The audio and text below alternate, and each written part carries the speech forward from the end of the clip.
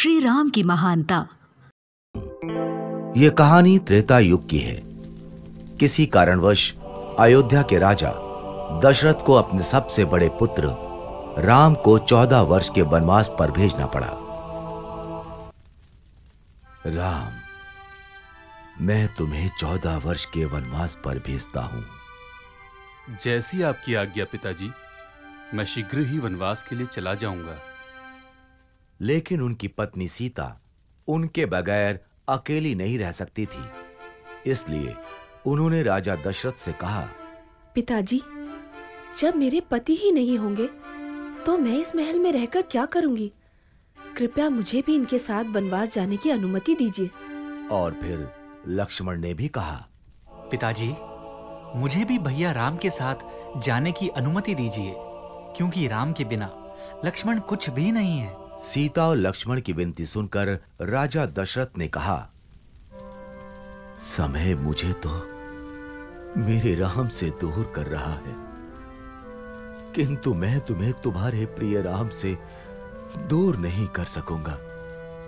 इसलिए मैं तुम्हें राम के साथ जाने की अनुमति देता हूं। कुछ दिनों पश्चात राजा दशरथ से अनुमति पाकर राम, सीता और लक्ष्मण के साथ वनवास के लिए चले गए। वो तीनों वन में कुटिया बनाकर रहने लगे। सब कुछ सही चल रहा था। फिर एक दिन शूर्पणखा नाम की राक्षसी वहां से गुजर रही थी। तभी उसने राम और लक्ष्मण को देखा और सोचने लगी, ये दोनों तो अत्यधिक सुंदर हैं और बहुत बलशाली भी ज्ञात होते हैं। मैं इनमें से ही किसी एक से विवाह करूंगी। ये सोचकर उसने अपनी राक्षसी शक्तियों से एक सुंदर स्त्री का रूप धारण किया और वो राम लक्ष्मण के पास गई। पहले वो राम के पास गई और बोली, हे तेजस्वी युवक, मैं आपके रूप और सौंदर्य से बहुत प्रभावित हूँ और आपसे विवाह करना चाहती हूँ। किंतु मेरा विवाह तो हो चुका है और मेरी पत्नी भी मेरे साथ है। तुम विवाह का प्रस्ताव मेरे अनुज लक्ष्मण के पास ले जा सकती हो। वो इस वन में अकेला है। राम के विवाह से इनकार करने पर शूर्पणखा को बुरा तो बहुत लगा, लेकिन फिर उसने लक्ष्मण को देखा और सोचने लगी, इस युवक ने विवाह से इनकार कर दिया तो क्या हुआ? इसका भाई लक्ष्मण भी इसी की तरह दिखता है। मैं लक्ष्मण से ही विवाह करूंगी। ये सोचकर वो लक्ष्मण के पास गई। हे तेजस्वी युवक, मैं आपके सौंदर्य से बहुत प्रभावित हूँ और आपसे विवाह करना चाहती हूँ। मेरा विवाह हो चुका है, इसलिए मैं तुमसे विवाह नहीं कर सकता। किंतु आप इस वन में अकेले हैं और आपको मुझ जैसी सुंदर स्त्री से विवाह करने से इनकार नहीं करना चाहिए। किंतु मैं तुमसे विवाह नहीं करना चाहता। क्यों? क्या आपको मेरा रूप पसंद नहीं आया? ऐसा रूप देखकर तो देवराज इंद्र का भी मन पिघल जाए, तो आपका मन कैसे नहीं पिघला? शूर्पणखा की चिकनी चुपड़ी बातें सुनकर लक्ष्मण को क्रोध आ गया और उसने शूर्पणखा के नाक कान काट दिए। नाक कान कटते ही शूर्पणखा अपने राक्षसी रूप में आ गई।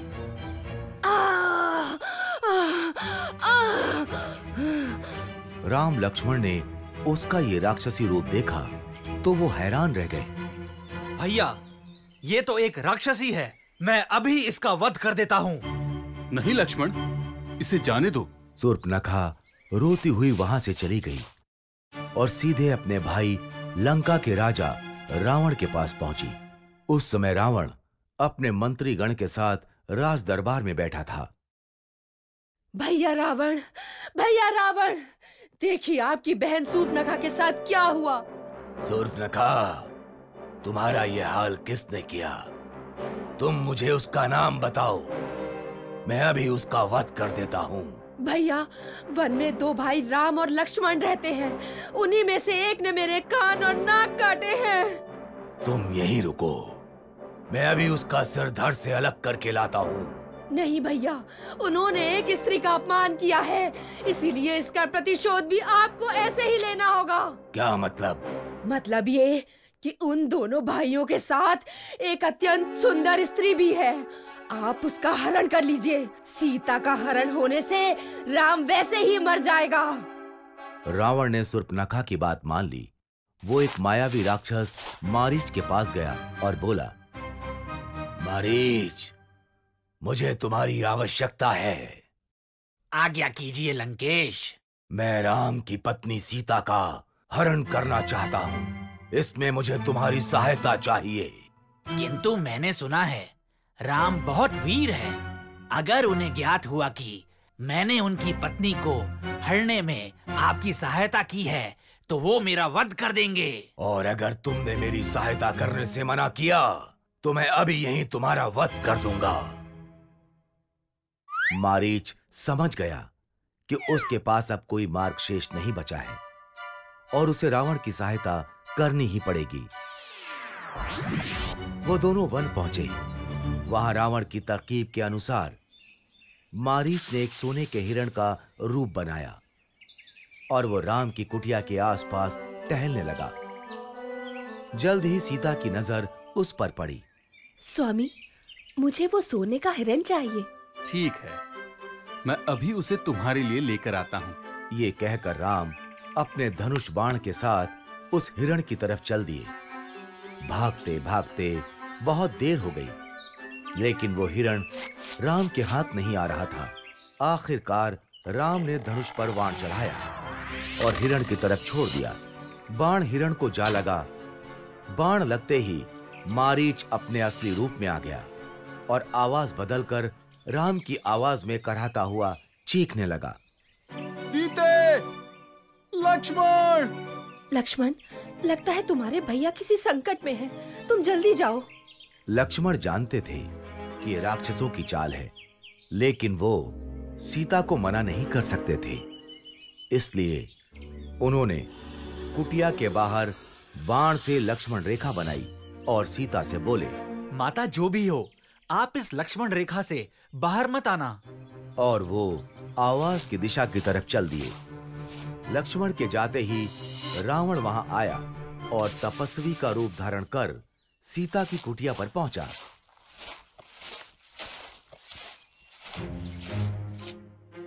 भिक्षामि देहि, भिक्षामि देहि।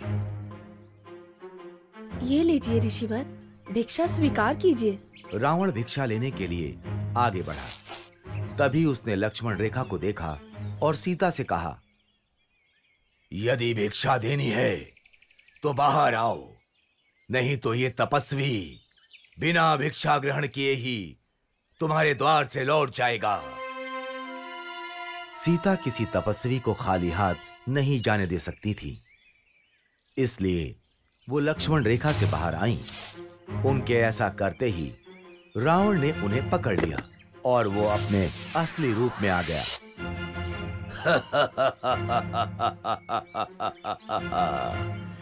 मैं कोई तपस्वी नहीं, मैं लंका का राजा रावण हूं।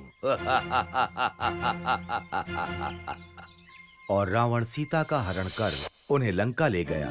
जब राम और लक्ष्मण को सीता के हरण का पता चला तो उन्होंने सीता की खोज आरंभ कर दी।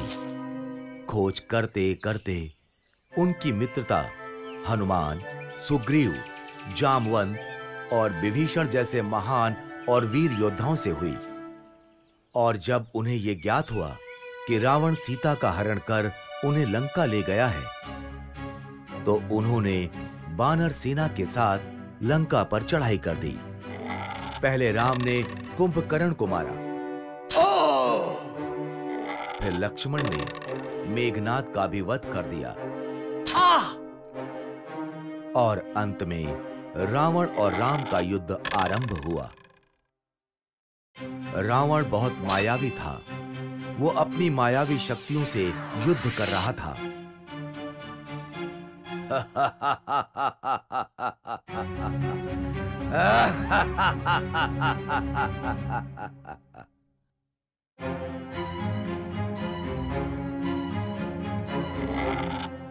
राम के तीर उसे कुछ क्षति नहीं पहुंचा पा रहे थे।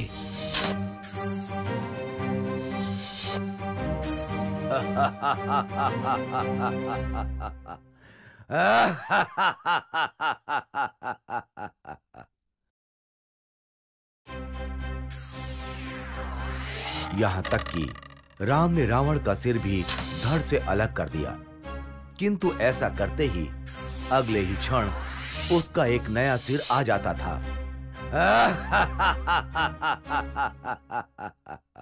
ये रावण मरता क्यों नहीं?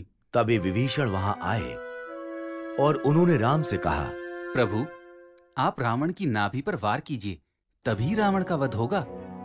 राम समझ गए और उन्होंने धनुष पर बाण चढ़ाकर रावण की तरफ छोड़ दिया। बाण रावण की नाभि पर जा लगा और रावण कराहते हुए धरती पर जा गिरा।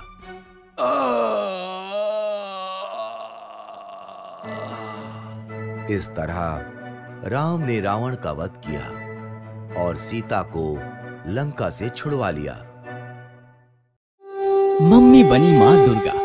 दुर्गा पूजा का दिन था। माँ और दादी पूजा की तैयारियां कर रही थी।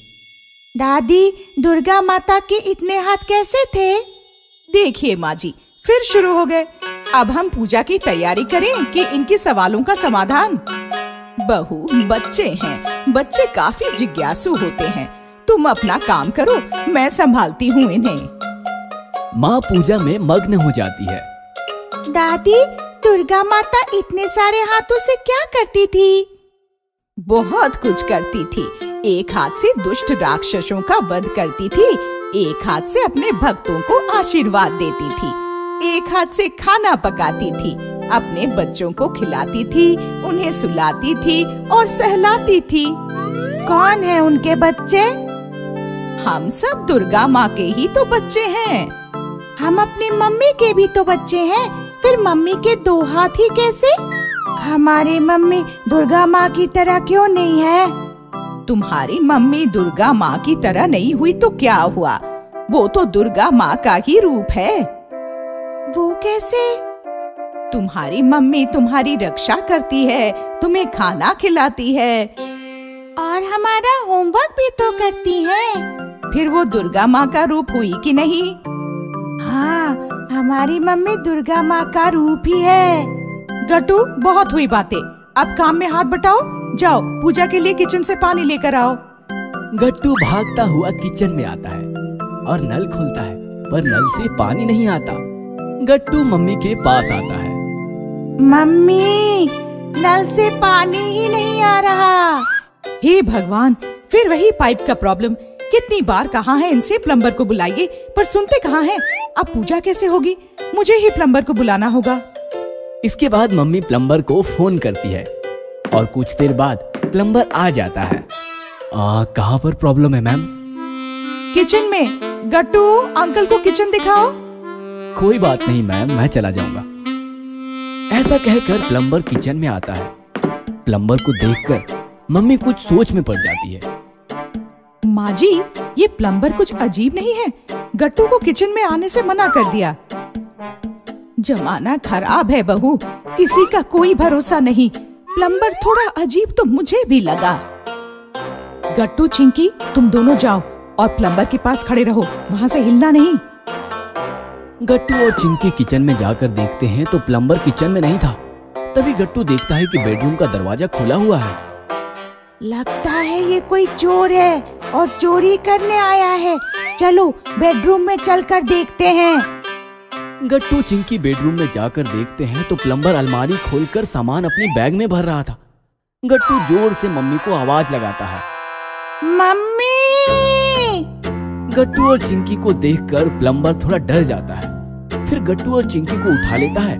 गट्टू और चिंकी चिल्लाने लगते हैं, छोड़ो हमें, छोड़ो मम्मी। तुम्हें छोड़ दूं और खाली हाथ लौट जाऊं? मेरे पिल्लो, तुम ही मेरा शस्त्र हो।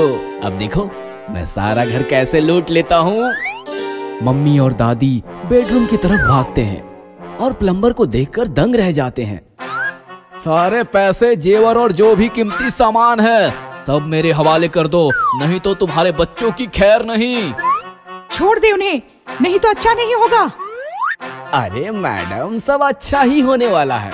तुम्हारा पति घर पर नहीं है, ये मैं जानता हूँ, इसलिए तो प्लम्बर बनकर आया हूँ।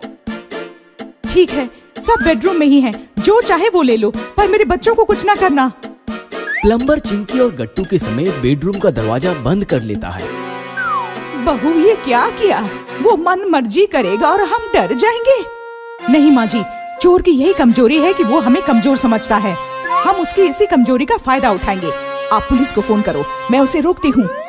दादी पुलिस को फोन करने भागती है और मम्मी दुर्गा माता का त्रिशूल लाकर बेडरूम के सामने खड़ी हो जाती है। जैसे ही चोर दरवाजा खोलता है, मम्मी का अवतार देखकर वो डर जाता है। ये क्या पागलपन है? मैं तुम्हारे बच्चों को मार दूंगा। तुम्हें जो करना है यही करो। आगे बढ़े तो त्रिशूल से तुम्हारा वध कर दूंगी। मम्मी बचाओ हमें। बच्चों घबराओ नहीं, ये डरपोक है, कुछ नहीं करेगा। तभी दादी पुलिस और पड़ोसियों के साथ आती है। पुलिस को देखकर चोर बच्चों को छोड़ देता है और पुलिस से कहता है, सर बचाओ, मुझे बचाओ, ये औरत पागल है, मुझे बचा लो सर, मुझे बचा लो। हम बताएंगे तुम्हें असली पागल कौन है, ले जाओ इसे। और हवलदार चोर को लेकर जाते हैं। मैम, दरअसल ये चोर पागल है, प्लम्बर या मैकेनिक बनकर घरों में घुसता है और चोरी करता है। आज आपकी वजह से ये हमारे हाथ लगा है। मैं आपकी हिम्मत की दाद देता हूँ और दुर्गा माँ से प्रार्थना करता हूँ कि आपकी तरह देश की हर औरत साहस और शौर्य दिखाए।